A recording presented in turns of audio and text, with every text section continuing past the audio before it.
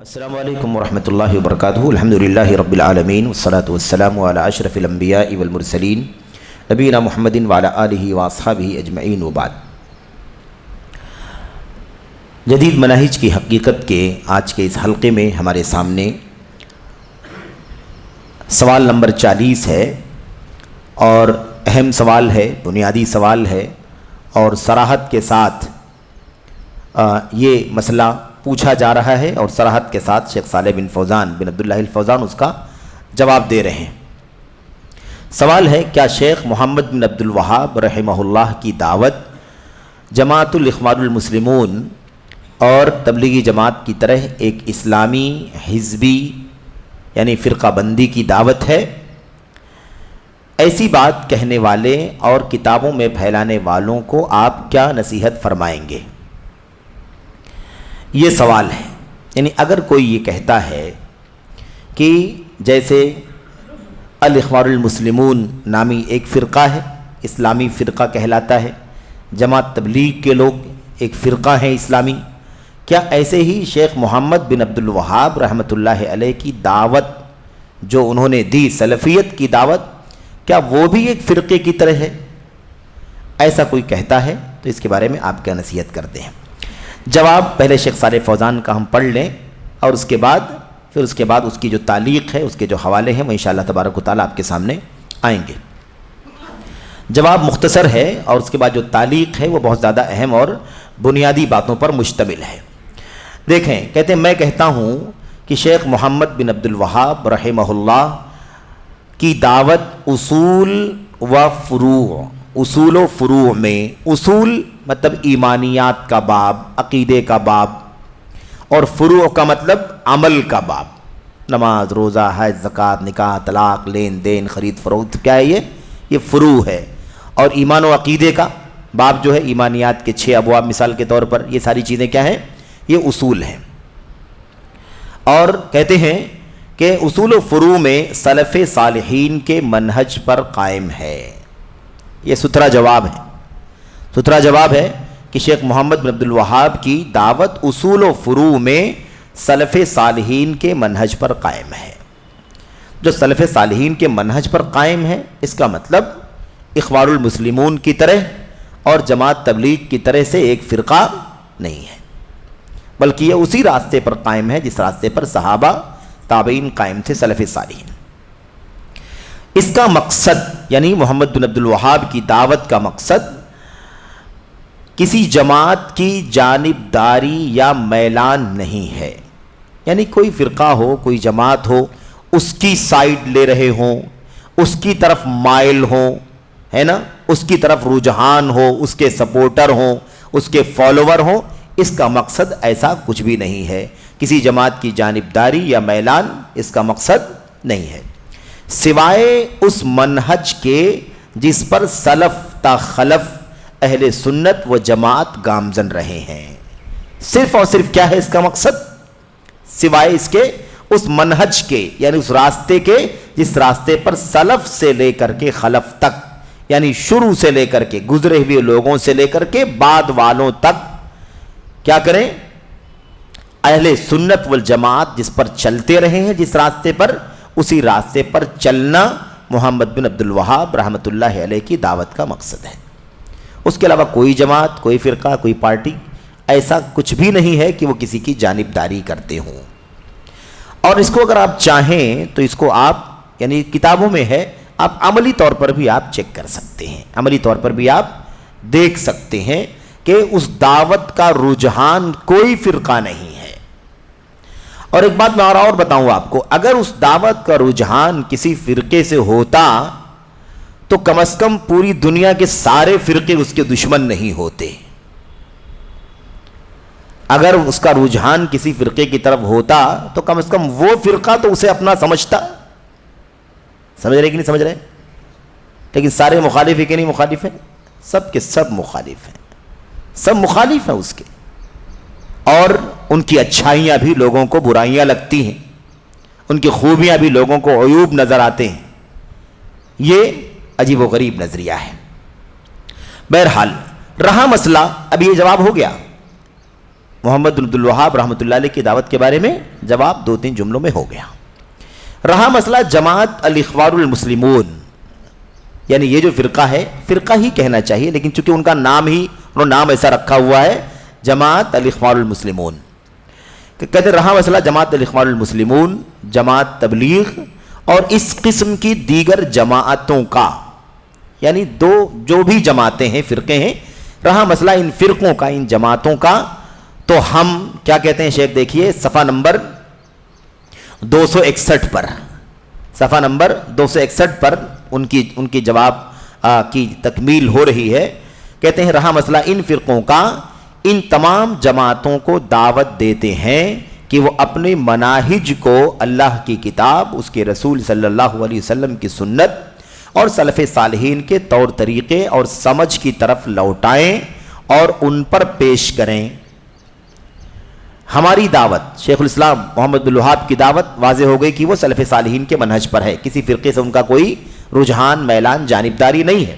رہا مسئلہ جماعت اخوانیوں کی جماعت یا جماعت تبلیغ کے لوگ یا اس طرح کی اور جتنے بھی جماعتیں ہیں، جتنے بھی فرقے ہیں، تو ہم ان تمام جماعتوں کو دعوت دیتے ہیں کہ وہ اپنے مناہج کو اللہ کی طرف لوٹائیں۔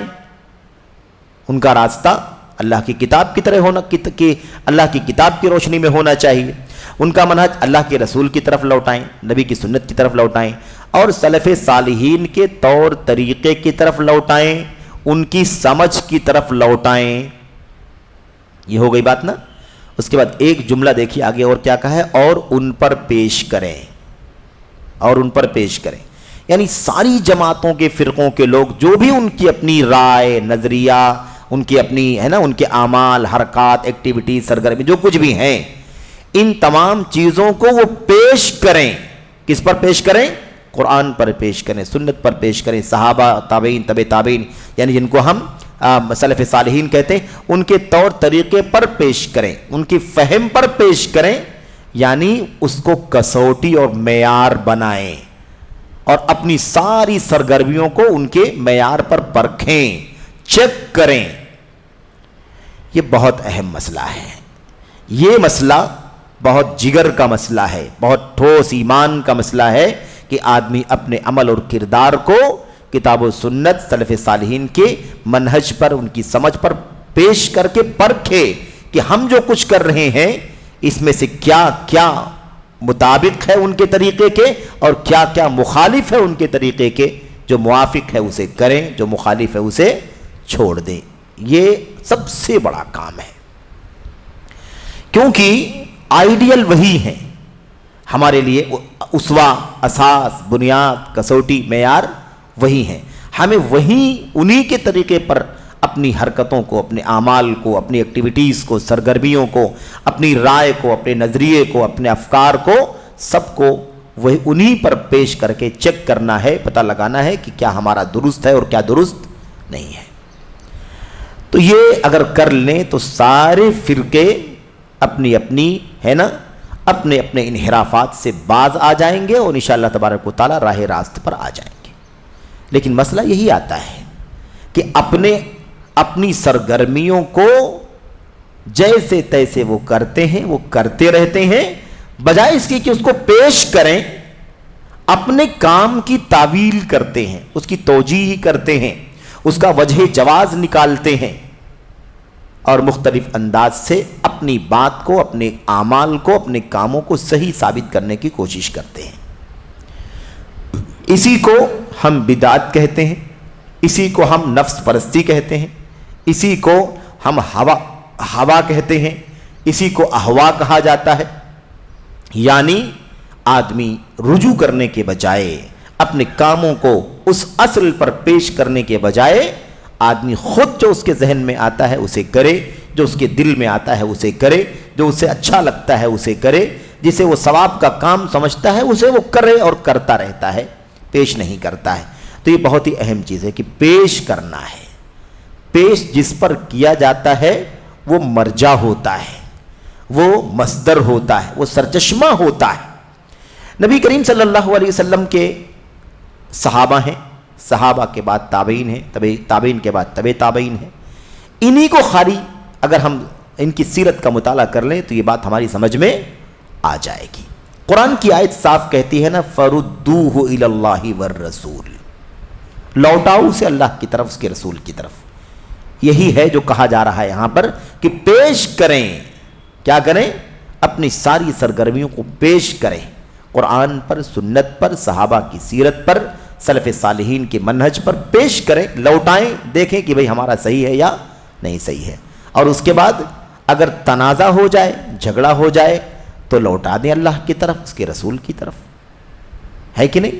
پھر کسی کی طرف نہ جائیں. اگر صحابہ میں تنازع ہو جائے، تابعین میں تنازع ہو جائے کسی مسئلے میں، تو سب کہاں لوٹا دیں؟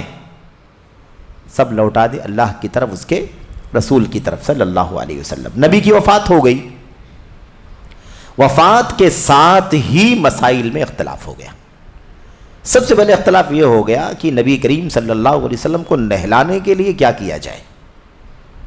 نہلانے کے لیے کیا کیا جائے؟ بھئی ہم لوگ تو، ہمارے جو مطلب امت کے جو افراد ہیں نبی کے، ہمارے میں سے کسی کی موت ہوتی ہے تو ہم تو ان کو نہلانے کے لیے ان کے کپڑے اتار دیا کرتے تھے، کپڑے اتار دیا کرتے تھے، کپڑے اتار کر کے نہلاتے تھے، اس کے بعد کفنا کر کے ہم انہیں نماز جنازہ پڑھ کر کے دفنا دیا کرتے تھے. لیکن مسئلہ یہ ہے کہ یہ تو امتی کا مسئلہ ہے، یہ تو نبی کی بات آ گئی. ہمارے نبی جن سے ہم پوچھتے تھے ان کی وفات ہو گئی ہے، تو سمجھ میں نہیں آتا کہ آپ کو ہم نہلانے کے لیے کیا کریں، کپڑے اتاریں. یہ آپ کا احترام، آپ کا مقام، کیا کہنا آپ کی بات. کیسے صحابہ گوارا کریں کہ آپ کے کپڑے اتارے جائیں نہلانے کے لیے؟ بغیر دلیل کے، بغیر حوالے کے ممکن نہیں ہے کہ نبی کے صحابہ یہ کام کر سکتے. اختلاف، کسی نے کہا کہ کپڑے اتار دیے جائیں، کسی نے کہا کہ نہیں کپڑے نہ اتارے جائیں، ایسے نہلا دیا جائے کپڑوں کے ساتھ میں. اچھا، ظاہر سی بات ہے کہ اب اس کا فیصلہ کرنے کے لیے تو کچھ نہ کچھ دلیل ہونی چاہیے کہ نہیں ہونی چاہیے. تو ساتھیوں یہ بتاؤ کہ آپ لوگوں میں سے کسی کے پاس اس سلسلے میں کوئی دلیل ہے کہ ہم اپنے مردوں کو تو نہلانے کے لیے کپڑے اتار دیتے ہیں، نبی علیہ السلام کو نہلانے کے لیے ہم کیا کریں؟ ایک صحابی کھڑے ہوئے کہا اللہ کے نبی کو بات مجھے یاد ہے، آپ نے فرمایا تھا صلی اللہ علیہ وسلم، بلکہ نہیں یہاں نہیں بلکہ روایت میں ہے، صحیح روایت میں، کہ آواز آئی، کہنے والے کو نہیں. آواز کہاں سے آ رہی ہے اس کو لوگوں نے نہیں دیکھا، لیکن آواز آئی پاس سے کہ نبی علیہ السلام کو نہلانے کے لیے کپڑے نہیں اتارے جائیں گے، آپ کو انہی کپڑوں میں غسل دے دیا جائے جو آپ کے جسم مبارک پر موجود ہیں. یہ طریقہ تھا. تو رجوع لوٹایا کہ نہیں لوٹایا؟ اب اس کی بات مانے، کس کی بات مانے، کپڑے اتارے کہ نہ اتارے؟ آگے بڑھے، مسئلہ آ گیا دفنانے کا. سب کو تو بقی میں لے کے جاتے ہیں ہم لوگ دفنانے کے لیے، بقی میں، جس کو لوگ جنت البقیع کہتے ہیں. کوئی جنت نہیں ہے یہاں، جنت کوئی بھی قبرستان نہیں ہے، اس کا نام یوں ہی لوگوں نے رکھ لیا ہے. اللہ کے نبی علیہ السلام نے اپنے گھر اور اپنے ممبر کے درمیان کی جگہ کو روضۃ من ریاض الجنہ کہا ہے. میرے گھر اور میرے ممبر کے درمیان کی جگہ جنت کے باغوں میں سے ایک باغ ہے. اس کو بھی لوگوں نے بدل دیا، میری قبر اور میرے ممبر کے درمیان کی جگہ جنت کے باغوں میں سے ایک باغ ہے، ایسا بنا دیا. ما بین قبری و ممبری بنا دیا ہے. روایت جھوٹی ہے، ناقابل اعتبار ہے. صحیح روایت جو صحیحین وغیرہ کی، بخاری مسلم وغیرہ کی روایت ہے، اس میں ما بین بیتی و ممبری، دونوں میں زمین آسمان کا فرق ہے.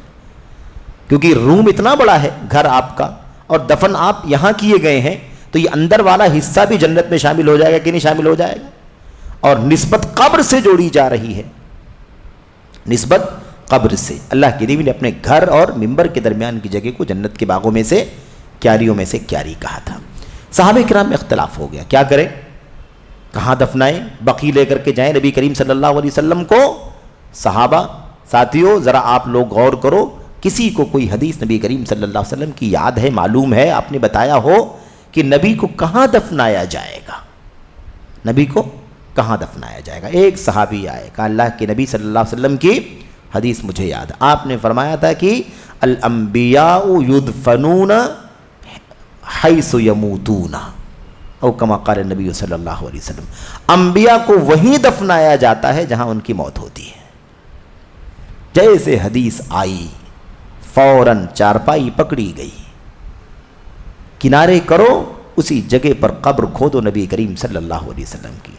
अम्मा आयशा रज़ी अल्लाह ताला अन्हा के हुजरे के अंदर आपकी कब्र खोदी गई और आपको वहीं पर दफनाया गया। तो यह है रुजू। बात देखें ना, उन पर पेश करें, अपने कामों को पेश करो कुरान पर, सुन्नत पर, सलफ के तरीके पर। अब हम बात क्या कर रहे थे? अभी हम बात कर रहे हैं कुरान, सुन्नत, सलफ, लेकिन अब हम अभी बात कर रहे हैं कि वो जो सलफ हैं हमारे, वो कहां पेश करते थे? सहाबा हमारे सलफ हैं, ताबीन हमारे सलफ है, लेकिन सहाबा में इख्तलाफ अगर हुआ तो कहां पेश किया उन्होंने? पेश किया कि नहीं? असल चीज है कि पेश किया, खुद से नहीं फैसला कर लिया आप लोगों की क्या राय है, आप लोगों की क्या, कोई राय नहीं। अय्युकुम समिअ नबी सल्लल्लाहु अलैहि वसल्लम, आप लोगों में से किसने सुना है नबी करीम सल्लल्लाहु अलैहि वसल्लम की ऐसी ऐसी बात? है किसी के पास कोई हदीस है, कोई दलील है, कोई हवाला है तो बताए। हाँ फलां रावी खड़ा हुआ साहबी, हाँ लेकिन मुझे वो हदीस याद है, आपने फरमाई थी, चलो उस पर अमल किया जाए। तो ये हमारा आइडियल है। अब ये क़यामत आ जाएगी, क़यामत की सुबह का आखिरी आदमी भी इस बात का पाबंद होगा कि अगर किसी मसले में इख्तिलाफ है तो उसको लौटाए अल्लाह की किताब की तरफ, नबी की सुन्नत की तरफ, सहाबा के फहम की तरफ, ताबीन और तबे ताबीन के नक्श कदम की तरफ लौटाए, पेश करे, अपने काम को उस पर पेश करे, ताकि पता चले कि वो सही कर रहा है या गलत कर रहा है। अगर सही हो तो अमल करे, वरना छोड़ दे, बिला ताम्बुल, बिला तरद्दुद, बिला कील काल के, बिला चूं चिरा के उसे फौरन क्या करे, वो छोड़ दे। ये आइडियल है हमारा। तो ये बहुत अहम चीज़। कहते हैं सारे फिरकों को हम ये दावत देते हैं कि सब के सब क्या करें, जो कुछ भी वो करते हैं अपने मनाहिज को, यानी अपने रास्तों को, जिन जिन रास्तों पर वो चल रहे हैं उन रास्तों को पेश करें, कुरान और सुन्नत पर और सलफ़ के तरीके पर पेश करें। जो उसके मुआफिक हो अल्हम्दुलिल्लाह, जो उसके मुआफिक हो अल्हम्दुलिल्लाह, और जो उसके खिलाफ हो उस गलती की इस्लाह कर ली जाए। हम इसी बात की दावत देते हैं। ये सुथरा पैगाम है सलफ़ियत का, सलफ़ी दावत का, अहले हदीसियत के मनहज का ये सुथरा पैगाम है। यही हमारी दावत है। कोई भी तरफदारी नहीं, कोई भी जानिबदारी नहीं, कोई भी रुझान नहीं, किसी भी तरह की कोई बात नहीं। अच्छा, उसके बाद आइए, अब ये जवाब तो हो गया, ये बहुत मुख्तसर जवाब, लेकिन इन बातों में, इस जवाब के अंदर जो बहुत अहम बातें हैं, क्योंकि दो फ़िरक़ों का नाम इसमें लिया गया है, तो इन दोनों फ़िरक़ों के साथ कैसे कोई जमाते अहले हदीस को जोड़ता है, शेख मोहम्मद बिन अब्दुल वहाब रहमतुल्लाह अलैह की दावत को कैसे इन्हीं फ़िरक़ों की तरह से एक फ़िरक़ा वाराना दावत समझता है, इसका तस्फिया करना ज़रूरी है। क्यों नहीं है उस तरह से, और क्यों ये फ़िरक़े गलती पर हैं, इसकी वजाहत करना ज़रूरी है। इसलिए कहते हैं, देखिए पहला हाशिया नंबर देखिए क्या लिखा हुआ जवाब में। कहते हैं कि शेख मोहम्मद बिन अब्दुल वहाब रहमहुल्लाह की दावत उसूल व फ़ुरू में सलफ़े सालिहीन के मनहज पर कायम है। ये बात बहुत अहम है, इसको पढ़ना ज़रूरी है और तफसील से पढ़ना ज़रूरी है। आपने बहुत सारी किताबें जो लाइब्रेरियों में बिकती हैं, मिलती हैं, उन किताबों में से भी कई किताबों में, और इतना ही नहीं बल्कि बाज़ बड़ी किताबों में और बाज़ बड़े उलमा है ना, जो सलफ़ियत के मनहज पर नहीं हैं, ऐसे बाज़ बड़े उलमा ने जिन्होंने हदीसों की शरह लिखी है अपनी किताबों में, शेखुल इस्लाम मोहम्मद बिन अब्दुल वहाब रहमतुल्लाह अलैह के बारे में बहुत ही नाजेबा बातें लिखी हैं, और बल्कि उनके ऊपर झूठे इत्तिहामात और इल्ज़ामात लगाए हैं। मिसाल के तौर पर कोई कहता है कि मोहम्मद बिन अब्दुल वहाब रहमतुल्लाह अलैह जो थे वो खुरूज की राह पर चलते थे, मुसलमानों का खून हलाल समझते थे। ये उनके बारे में कई लोगों ने ये बात कही है, इस तरह की बात। अच्छा, तो अब जाहिर सी बात है कि बहुत बड़ा इल्ज़ाम है खारजियत का कि वो सबका खून हलाल समझते थे। मुसलमानों का खून हलाल समझना, उनकी आबरू हलाल समझना, उनका माल हलाल समझना, ये तो खारजियों का काम है, खारजियों का काम है, दंगाइयों का काम है। ये इल्ज़ाम मोहम्मद बिन अब्दुल वहाब रहमतुल्लाह अलैह पर लगाया गया है। तो अब ये साबित यहाँ पर करना ज़रूरी है, जब ये कहा शेख सालेह फौज़ान ने कि वो उसूल और फ़ुरू सब में सलफ़े सालिहीन के मनहज पर चलते थे, تو اس کی دلیل ہونی چاہیے کہ نہیں ہونی چاہیے؟ اب شیخ جمال بن فرحان الحارثی کہتے ہیں کہ یہ شیخ الاسلام رحمہ اللہ کی تالیفات موجود ہیں.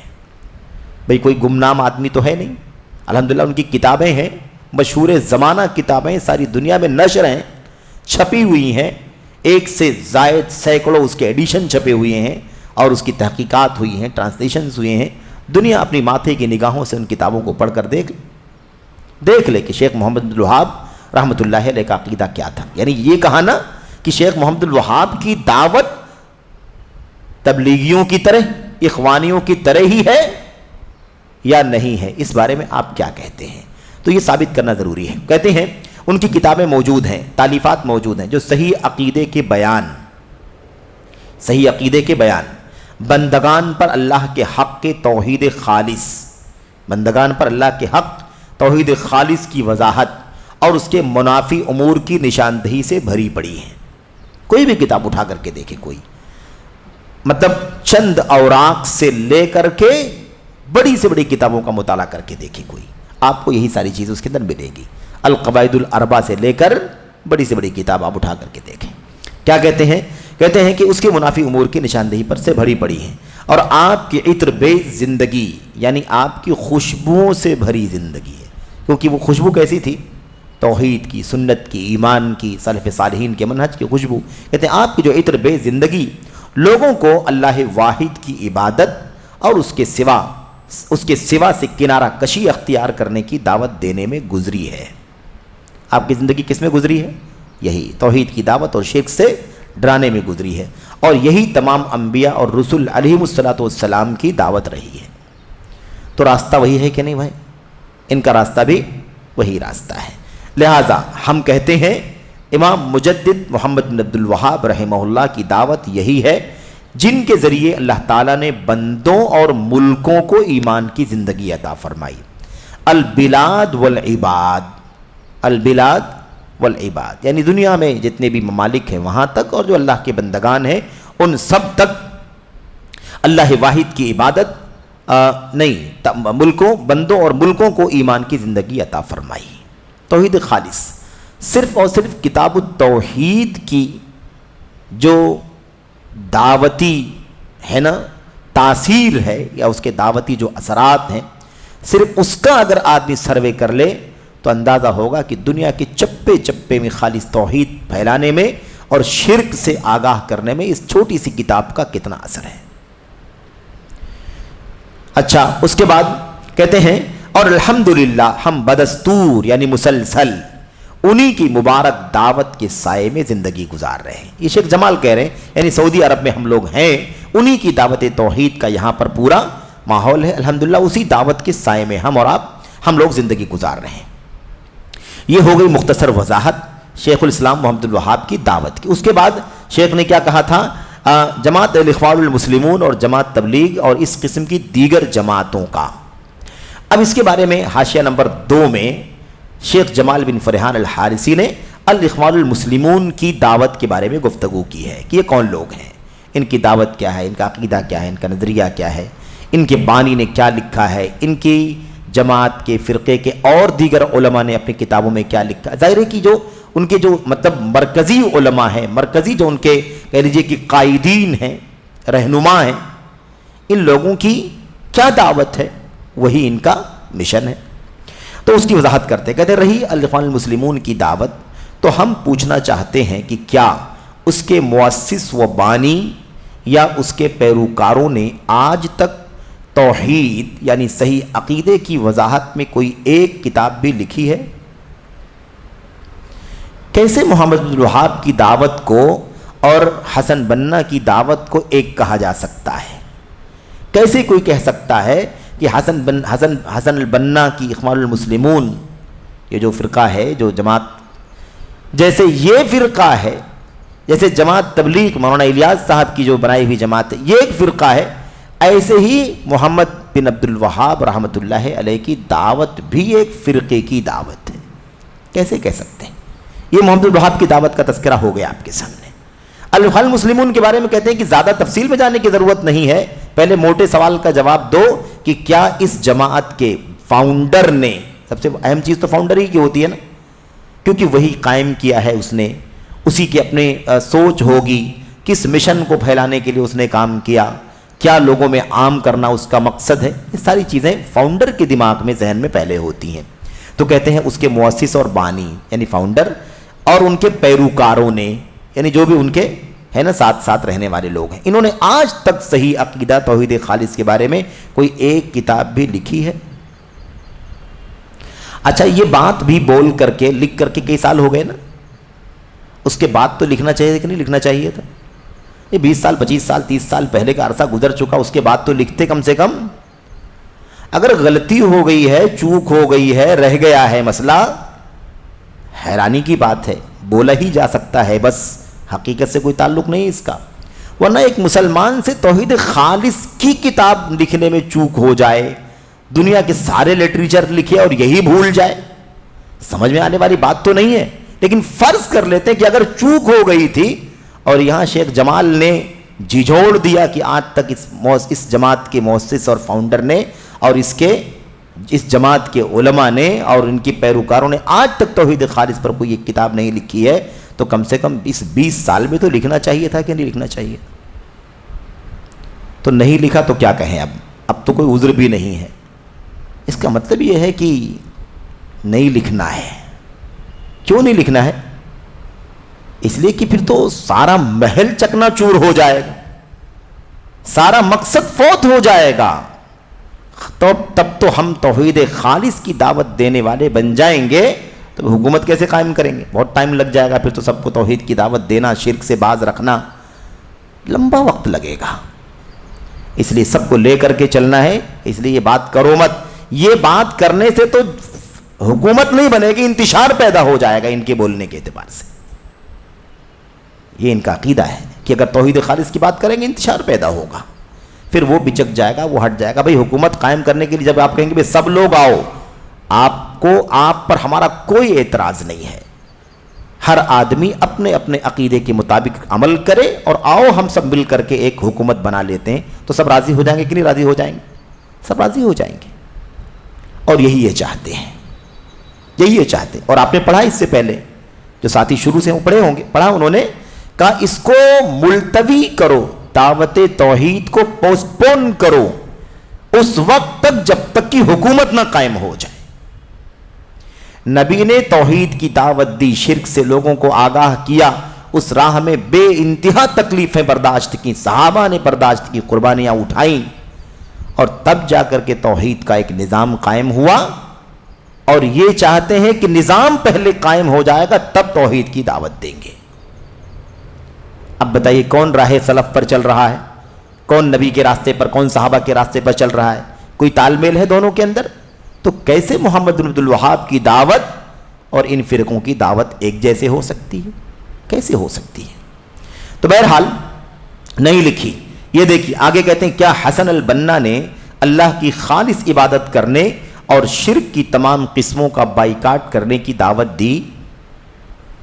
اخوانی جواب دیں، حسن البنا کی فرقے کے لوگ، پارٹی کے لوگ جواب دیں، بتلائیں کہ ہاں بھئی ہمارے پاس فلاں کتاب ہے، یہ دیکھو ہم نے یہ چھاپا ہے، یہ بانٹا ہے، یہ تقسیم کیا، اس کا درس ہوا، اس کا ہے نا، بتائیں کوئی ثابت کرے. کہتے ہیں صاف صاف کہتے ہیں کہ کیا حسن البنا نے اللہ کی خالص عبادت کرنے اور شرک کی تمام قسموں کا بائیکاٹ کرنے کی دعوت دی؟ کیا اس نے قبے ڈھائے؟ شیخ الاسلام محمد بن عبد الوہاب رحمۃ اللہ علیہ نے دعوت توحید جب شروع کی تو جو قبے بنے ہوئے تھے جہاں پر جم گھٹا ہوتا تھا، میلہ لگتا تھا، لوگ قبروں کو پوجتے تھے، ان قبروں کو ڈھایا باقاعدہ. آج اسی چیز کو لے کر کے ہمارے بریلوی بھائی جو ہیں نا، وہ کہتے ہیں کہ انہوں نے نبی کے صحابہ کی اور اولیاء کی اور بزرگوں کی توہین کی ہے، ان کی قبروں کو، ان کے قبوں کو بلڈوزر سے ڈھایا ہے. زیادہ مضبوط بنایا تھا تمہیں نے، اسی لیے بلڈوزر لانا پڑا نا. اتنا مضبوط نہ بناتے تو ہاتھ سے ڈھا دیا جاتا. بہت پختہ کر رہے تھے، اسی لیے یہ نوبت آ گئی. تو کہنے کا مطلب یہ ہے کہ بلڈوزر سے بھاری بھرکم بنانے کا کوئی فائدہ نہیں ہے. قبر پرستوں نے، مجاوروں نے اسے اتنا مضبوط بنا رکھا تھا کہ بھائی اسے استعمال کرنا پڑا، جس کے ذریعے ڈھانا ہو ڈھایا جائے اسے. تو یہ کوئی ظلم نہیں کیا، نہ انصافی بھی نہیں کیا، اور نہ توہین کی نبی کے صحابہ کی، اللہ کے اولیاء اور بزرگوں کی کوئی توہین نہیں. ان کی توہین کس نے کی ہے؟ وہ تو اللہ کے فضل و کرم سے اللہ تبارک و تعالیٰ کی نعمتوں میں کھیل رہے ہوں گے، ان کا کیا ہے؟ اور رہی بات توہین کرنے کی، تو توہین نہیں کی، نبی کی سنت پر عمل کیا، کیونکہ وہ سنت پرست تھے، سنت کی جستجو کرتے تھے۔ نبی کریم صلی اللہ علیہ وسلم نے حضرت علی کو بھیجا تھا نا، جاؤ دیکھو جہاں کہیں کوئی مجسمہ، کوئی اسٹیچو نظر آتا ہو، تمثال، اسے ڈھا دو، اور جہاں کہیں کوئی قبر اونچی نظر آتی ہو، ایک بالش سے اونچی نظر آتی ہو، اسے کیا کرو؟ برابر کر دو۔ اور جب حضرت علی خلیفہ ہوئے رضی اللہ تعالیٰ عنہ، تو انہوں نے ابو الحیاج اسدی رحمۃ اللہ علیہ کو بھیجا، کہا الا ابعثک علی ما بعثنی علیہ رسول اللہ صلی اللہ علیہ وسلم الا تدع تمثالا الا طمستہ ولا قبرا مشرفا الا سویتہ۔ اسی کام کے لیے تم کو بھیجنا چاہتا ہوں جس کام کے لیے اللہ کے نبی نے مجھے بھیجا تھا۔ جاؤ مجسمے ڈھا دو، اور قبر اونچی ہو تو اسے برابر کر دو۔ نبی کا حکم ہے، حضرت علی کو اللہ کے نبی نے حکم دیا تھا، آپ نے کیا، پھر آپ جب ذمہ دار ہوئے تو آپ نے لوگوں کو حکم دیا کہ یہی کام کر کے آؤ، حوالہ بھی دیا کہ میں اپنی طرف سے نہیں کر رہا ہوں، اسی کام کے لیے نبی نے مجھے بھیجا تھا، اسی کام کے لیے میں تمہیں بھیج رہا ہوں، جاؤ یہ کام کر کے آؤ۔ محمد بن عبد الوہاب تمیمی نجدی رحمۃ اللہ علیہ نے کوئی بدعت نہیں کی، کوئی توہین نہیں کی۔ نبی کریم صلی اللہ علیہ وسلم نے جن قبروں کو، نبی کریم صلی اللہ علیہ وسلم نے مجسموں کو قبروں کو ڈھانے برابر کرنے کا حکم دیا تھا، اسی سنت کو اپنے دور میں محمد بن عبد الوہاب رحمۃ اللہ علیہ نے زندہ کیا ہے کہ نہیں؟ یہ کام کیا انہوں نے، ان کو مارا گیا، ستایا گیا، بھگایا گیا، اور سیرت پڑھنے کی ضرورت ہے، شیخ الاسلام کی سیرت پڑھنے کی ضرورت ہے۔ اللہ تبارک و تعالیٰ جب کسی سے کوئی تجدیدی کام لینا چاہتا ہے تو اسے اس طرح کی ساری آزمائشوں سے گزرنے کی توفیق عطا فرماتا ہے۔ بہرحال یہ ہو گئی بات۔ تو قبے ڈھائے کیا؟ حسن بنا نے کوئی قبہ ڈھایا ہے؟ باقاعدہ شیخ نے وضاحت سے لکھا ہے کہ مصر میں کتنے سال ہو گئے تم کو اپنی جماعت پارٹی قائم کر کے، مصر میں کم سے کم ثابت کرو کہ تم نے کون سا کارنامہ انجام دیا ہے۔ تم سعودی عرب کے اندر اپنی برانچ کھولنے کی بات کرتے ہو، اپنے ملک مصر میں جہاں تم قائم کیے ہو پارٹی، وہاں بتاؤ تمہارا کارنامہ کون سا ہے۔ یہاں تو توحید کا، سنت کا غلغلہ ہے، یہاں کسی فرقے ورقے کی ضرورت نہیں۔ آئے گی بات کہ حسن بنا نے تقریباً 1948 میں 49 میں غالباً شاہ سعود تھے، ان سے ملاقات کر کے انہوں نے کہا کہ مجھے سعودی عرب میں حسن الاخوان المسلمون کی برانچ قائم کرنے کی پرمیشن دے دیجیے۔ تو انہوں نے صراحت سے کہا تھا اس آدمی کو مجلس سے باہر نکالو، فتنہ پھیلانے والا آدمی ہے، ہم سعودی عرب کے اندر کتاب و سنت کی زندگی گزار رہے ہیں، الاخوان المسلمون، مسلمان بھائی، الحمدللہ پورا ملک مسلمان بھی ہے، اور پورا ملک بھائی بھائی بھی ہے، ہمیں کسی الاخوان المسلمون کی ضرورت نہیں۔ بڑی وضاحت سے انہوں نے کہا اخرجوا هذا الرجل فإنه صاحب فتنہ، اس آدمی کو نکالو یہاں سے کیونکہ فتنہ پھیلانے کے لیے آیا ہوا ہے۔ بہرحال بعد میں میڈیا نے سارے فاصلے ختم کر دیے اور ساری گندگیاں داخل ہو گئیں، افکار نظریات شامل ہو گئے، یہ سب چیزیں ہوئیں۔ خیر کہتے ہیں اور اولیاء اور صالحین کی قبروں سے وسیلہ پکڑنے سے روکا۔ اولیاء اور صالحین کی قبروں سے وسیلہ پکڑنا شرک ہے کہ نہیں شرک ہے؟ کیا اس سے حسن بنا نے روکا کبھی، جو الاخوان المسلمون کے فاؤنڈر ہیں، روکا کبھی؟ اور کیا سنت قائم کیا؟ آگے پیج میں صفحے میں کہتے ہیں ان تمام سوالات کے جوابات ہاں میں نہیں ہیں، ان تمام سوالات کے جوابات مثبت نہیں ہیں، ہاں میں کوئی جواب نہیں ہے، بلکہ جسے سلفی عقیدے کا علم ہوگا اور الاخوان المسلمون اور اس کے بانی حسن البنا کی دعوت سے اس کا موازنہ کرے گا اور اس کی کتابیں پڑھے گا، اسے اس کا جواب یہ ملے گا کہ شرک و بدعت کی تردید میں ان کی کوئی صریح اور سنجیدہ دعوت سرے سے نہیں تھی، بلکہ معاملہ اس کے برعکس تھا۔ تو یہاں ایک بات ثابت ہوئی کہ کوئی توحید خالص کی دعوت نہیں دی، کوئی شرک کی تردید کی دعوت نہیں دی، خالص سنت کی دعوت نہیں دی، بدعت کی تردید نہیں کی، اس پر ان کا کوئی بھی سنجیدہ کام آپ کو اور کوئی بھی صریح کام آپ کو نہیں ملے گا. معاملہ بلکہ معاملہ اس کے بالکل برعکس تھا. یعنی کیا مطلب؟ شرک پایا جاتا تھا، بدعتیں پائی جاتی تھیں، کتابوں میں لکھی ہوئی ہیں، عمل میں موجود ہیں. ان کی ساری سیرت، سارا حلیہ اور ساری ہسٹری ہمارے سامنے ہے. یہ بالکل برعکس ہے. توحید و سنت کی دعوت نہیں اور شرک اور بدعت کی تردید نہیں. اور آگے یہیں سے جو اقوال آپ دیکھ رہے ہیں، چنانچہ حسن البنا کہتے ہیں، یہیں سے یہ سارے اقوال شروع ہوتے ہیں. اور شروع میں ہی شیخ کیا نام ہے جمال فریحان نے ایک قول بیان کیا ہے حسن البنا کا، خود اپنا، جو الاخوان المسلمون کے بانی ہیں، فاؤنڈر ہیں. اور کہتے ہیں میں دمنہور میں، دمنہور جگہ کا نام ہے، دمنہور جگہ کا نام مصر کے علاقے میں، سلسلہ حصافیہ کے اخوان کے ساتھ رہا اور مسجد التوبہ میں ہر رات حاضری کی پابندی کرتا رہا. یہ کس نے کہا ہے؟ حسن البنا نے. کتاب کا نام ہے حسن البنا کی کتاب مذکرات الدعوہ والداعیہ، اور سب ساری چیزیں لکھی ہوئی ہیں کہ کہاں کہاں ہے وہ بات. اب یہ دیکھیں کہ دمنہور میں سلسلہ حصافیہ. اب آپ نے سلسلہ چشتیہ سنا ہے، سلسلہ قادریہ سنا ہے، سلسلہ نقشبندیہ سہروردیہ سنا ہے، شاذلیہ بھی شاید سنا ہوگا، لیکن یہ نہیں سنا ہوگا.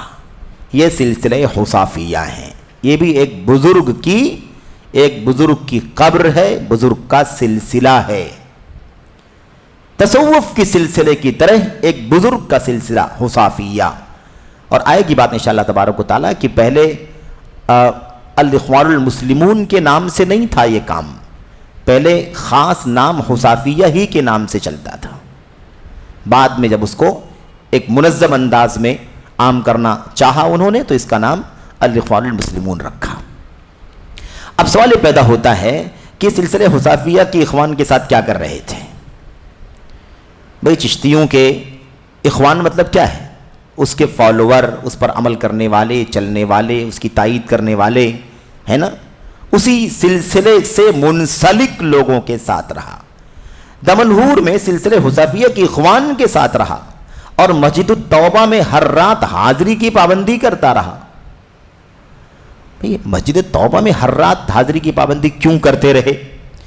حاضری کی پابندی کرنے کی اجازت صرف اور صرف مسجد حرام، مسجد اقصی اور ایسے ہی مسجد نبوی اور مسجد اقصی، تین. لا تشد الرحال الا الى ثلاثه مساجد. کوئی تیسری مسجد کے علاوہ کوئی چوتھی مسجد نہیں ہے جہاں آپ حاضری دینے کے لیے اسپیشلی جائیں. یہاں کیا کر رہے ہیں؟ صاف وضاحت کے ساتھ. اب شیخ کہہ رہے ہیں آگے، کہتے ہیں کیا یہ عقیدے کی صفائی کی دعوت ہے؟ سلسلے تصوف سے جڑا ہوا، سلسلہ حصافیہ سے جڑا ہوا. آئے گی بات انشاءاللہ تبارک و تعالیٰ کہ سلسلہ حصافیہ کس سے منسوب ہے، یہ حصافی کون ہے، ان کا عقیدہ کیا، وہ ساری باتیں انشاءاللہ تبارک و تعالیٰ آئیں گی. لمبا سلسلہ ہے. خیر، یہ ایک قول ہو گیا. ایسے ایک آدھ قول اور آپ پڑھ لیں، پھر انشاءاللہ بقیہ باتیں اگلے درس میں ہوں گی. کہتے ہیں نیز اسی کتاب میں لکھتے ہیں، اسی کتاب میں، یہ مذکرات الدعوہ والداعیہ. پھر سید، یہ دیکھیے آگے، پھر سید عبد الوہاب جو حصافی سلسلے کے مجیز ہیں. یہ سب بھی مشکل بات ہے، سب سمجھانا بھی سمجھنا بھی، کیونکہ یہ سب سارے اصطلاحات صوفیوں کے ہیں. مجیز، مجاز، پیر، ہے نا، خلیفہ، سجادہ نشین، یہ سارے الفاظ تصوف کے ہیں. اس کا اسلام سے کوئی دور دور تک لینا دینا نہیں ہے. اب یہاں دیکھیں ایک لفظ آ گیا، کہتے ہیں پھر سید عبد الوہاب جو حصافی سلسلے کے مجیز ہیں تشریف لائے، میں نے ان سے حصافیہ شاذلیہ سلسلہ حاصل کیا. دیکھا آپ نے، یہ ان کی اپنی تحریر ہے، ان کی اپنی کتاب سے اقتباس لیا ہوا ہے، اور انہوں نے مجھے اس کے اوراد و وظائف بتائے. اوراد و وظائف قرآن کی آیتوں میں دعائیں موجود ہیں، حدیثوں میں دعائیں موجود ہیں.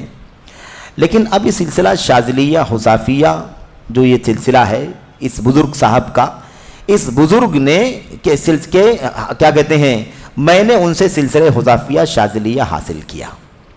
اچھا، اس سے پہلے کیا آیا ہے؟ عبد الوہاب صاحب جو سلسلہ حصافیہ کے مجیز ہیں.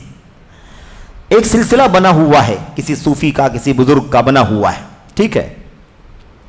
تو اب سوال یہ پیدا ہوتا ہے، ان کے یہاں نظام بنا ہوا ہے کہ آپ چاہتے ہیں کہ آپ ہوصافی پارٹی سے جڑ جائیں، یعنی اس کے آپ مطلب فرد بن جائیں، ممبر بن جائیں. تو ایسے نہیں کہ آپ بس اپنے حساب سے آپ نامزد کر دیں کہ میں ہوصافی ہوں، ایسا نہیں ہو سکتا ہے.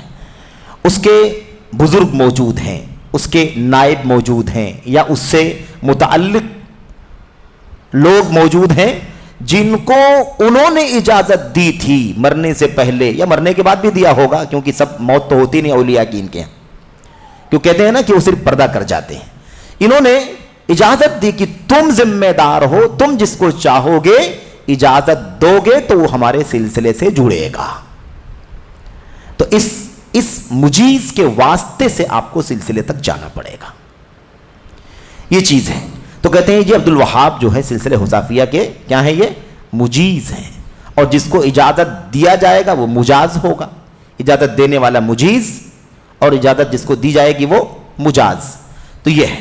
تو کہتے ہیں کہ وہ تشریف لائے اور میں نے ان سے سلسلہ حذافیہ شاذلیہ حاصل کیا. اچھا، اب یہ سب باتیں انشاءاللہ تبارک و تعالیٰ مطلب یوں سمجھیں کہ ادھار رہیں گی.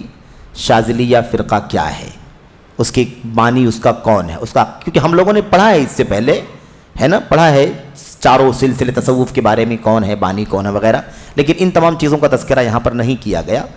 تو یہ شاذلیہ کیا ہے، حذافیہ کیا، یہ سب چیزیں بعد میں آئیں گی. اب سوال یہ پیدا ہوتا ہے کہ بھی کون سے عقیدے کے تھے کہ انہوں نے یہ سلسلہ حذافیہ شاذلیہ حاصل کیا؟ مطلب یہ توحید کا راستہ تو نہیں ہے، سنت کا راستہ تو نہیں ہے. سلسلے شاذلیہ سے جڑنے والا گمراہی سے جڑنے والا آدمی ہے، بدعقیدگی سے جڑنے والا آدمی ہے، قبر پرستی سے جڑنے والا آدمی ہے. شرکیہ عقائد ہیں، باطل عقائد ہیں، بے بنیاد باتیں ہیں جن سے یہ لوگ جڑے ہوئے ہیں، اور ساری باتیں انشاءاللہ تبارک و تعالیٰ آئیں گی. پھر اس کے بعد انہوں نے مجھے اس کے اوراد و وظائف بتائے کہ یہ سلسلے سے جو جڑے گا، اس بزرگ سے جو اپنا رشتہ جوڑ لے گا، اس کو صبح شام یہ پڑھنا پڑے گا. صبح میں اتنے بجے سے اتنے بجے تک یہ پڑھے، شام کو اتنے بجے سے اتنے بجے تک یہ پڑھے، دوپہر میں یہ ورد پڑھے، شام میں یہ ورد پڑھے، فجر کے پہلے یہ پڑھے، عشاء کے بعد یہ پڑھے. پورا اوراد و وظیفہ سکھایا انہوں نے. اب آپ سوچئے کہ ہم لوگ جو ہے نا دیکھتے ہیں الاخوان المسلمون، اب ان کا نیٹ ورک اور ساری چیزیں دیکھتے ہیں اور حسن بننا کا نام سنتے ہیں، ایسا لگتا ہے کہ بہت بڑی شخصیت کا نام ہے. یہ باتیں پڑھ کے آپ کو کیسا لگ رہا ہے؟ اتنا گیا گزرا عقیدے مطلب موجود ہیں ان کے یہاں، اور اس عقیدے کو خود اس کے بانی نے سیکھا اور حاصل کیا ہے. کہاں توحید ہے، کہاں شرک کی تردید ہے؟ آپ کو دور دور تک کوئی عقیدہ دکھائی نہیں دے گا. اس کے بعد آگے ایک جملہ دیکھیے، کہتے ہیں دمنہور کے ایام، یعنی دمنہور کے علاقے میں جتنے دنوں تک وہ رہے، ہے نا، کہتے ہیں وہ ایام جذبہ تصوف میں ڈوبنے کے ایام تھے. پردہ کھل گیا کہ نہیں کھل گیا بھائی؟ اس لیے اب کوئی اہل حدیث ہونے کا، سلفی ہونے کا اگر دعویٰ کرے اور کہے کہ یہ لوگ بھی سلفی ہیں، صرف اور صرف حکومت کی بات چیزوں سے اختلاف رکھتے ہیں، بس باقی کیا ہیں یہ سلفی ہیں، تو دھوکہ ہے کہ نہیں دھوکہ ہے؟ یہ بانی کہتا ہے کہ سلسلے تصوف میں ڈوبنے کا وقت تھا، تو ایک آدمی صوفیت میں ڈوبا ہوا ہے، اہل حدیث کیسے ہو سکتا ہے، سلفی کیسے ہو سکتا ہے؟ دمنہور کے اندر وہ کیا کر چکے ہیں؟ وہ سلسلہ حذافیہ میں شاذلیہ سے جڑ چکے ہیں، بیعت کر چکے ہیں، اس کے اوراد و وظائف سیکھ چکے ہیں، اور دمنہور کے ایام میں جذبہ تصوف میں ڈوبنے کے ایام تھے، وہ اس کے اندر ڈوب بھی چکے ہیں، غوطہ لگا چکے ہیں. چنانچہ یہ تعبد و تصوف میں ڈوبنے کا دور تھا. یہ ان کا عقیدہ، یہ حسن البنا کا عقیدہ ہے. تو اگر سر کا یہ حال ہے تو کل پرزوں کا کیا حال ہوگا؟ اسی عقیدے پر تو چلیں گے کہ نہیں چلیں گے؟ کہاں جائیں گے وہ سارے عقیدے؟ اور یہ سب ان کی کتاب سے لیے ہوئے ہیں، صفحہ نمبر 28، اس سے پہلے والی بات صفحہ نمبر 24، اس سے پہلے والی بات جو ہے وہ دیکھیے کس کے اندر لکھا ہوا ہے، صفحہ نمبر 24، صفحہ نمبر 24 میں، صفحہ نمبر 28 میں ساری باتیں موجود ہیں. اور آگے بہت ساری باتیں ہیں، لمبا سلسلہ ہے، کئی صفحات کے اندر پھیلا ہوا ہے، انشاءاللہ تبارک و تعالیٰ وہ باتیں آئیں گی. خیر، اسی پر اکتفا کرتے ہیں اور اللہ سے دعا کرتے ہیں کہ اللہ تبارک و تعالیٰ ہمیں ان فرقوں کے باطل عقائد کی حقیقت سے آگاہ ہونے کی توفیق عطا فرمائے. ہمارے بھائیوں کو خاص طور پر جو بہکے ہوئے ہیں، غفلت کا شکار ہیں، یا خوش فہمی میں ہیں، یا مثال کے طور پر ان کے بارے میں حسن ظن رکھتے ہیں، اچھا گمان رکھتے ہیں۔ گمان اچھا رکھنا الگ چیز ہے، جب علم برائی کا پتہ چل جائے، ایک ہے حسن ظن اور ایک ہے سوئے علم۔ حسن ظن گمان خیال ہے کہ اچھا ہوگا، لیکن علم ہے کہ برائی ہے، تو حسن ظن کی کوئی قیمت باقی بچتی ہے؟ اس حسن ظن کو ہٹاؤ، اور جو اس گندگی اور گندے عقیدے کا علم آپ کے سامنے، اس کی روشنی میں اپنے عقیدے کی اصلاح کرو، اور ان لوگوں سے اپنا رشتہ توڑو جو آپ کے عقیدے خراب کر دیں، جو آپ کی فکر خراب کر دیں، جو آپ کی حرکات اور نشاطات کو، سرگرمیوں کو مشکوک کر دے۔ ایسی حرکتوں سے اپنے آپ کو بچانے کی ضرورت ہے۔ اللہ سے دعا ہے کہ اللہ تعالی ہم سب کو سمجھنے کی توفیق عطا فرمائے، آمین رب العالمین۔ وصلی اللہ وسلم وبارک علی نبینا محمد وعلی آلہ وصحبہ اجمعین۔ السلام علیکم ورحمۃ اللہ وبرکاتہ۔